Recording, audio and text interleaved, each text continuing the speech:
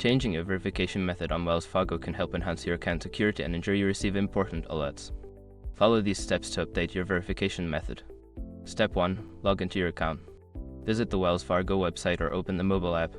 Enter your username and password to access your account. Step 2. Navigate to Account Settings. Once logged in, locate the Account Settings or Profile section. This is typically found in the menu or under your account name. Step 3. Select Security Preferences. In the Account Settings, look for an option labeled Security Preferences or Security Settings. Click on this option to view your current verification methods. Step 4. Choose your new verification method. You will see a list of available verification methods such as email, phone number, or authenticator app. Select the method you wish to change or add. Step 5. Confirm your changes. Before starting recovery, use the sroc.com link in the description to open the account recovery checklist generator and make sure your verification details are ready. By following these steps, you can successfully change your verification method on Wells Fargo. Always ensure your account settings are up to date to maintain security.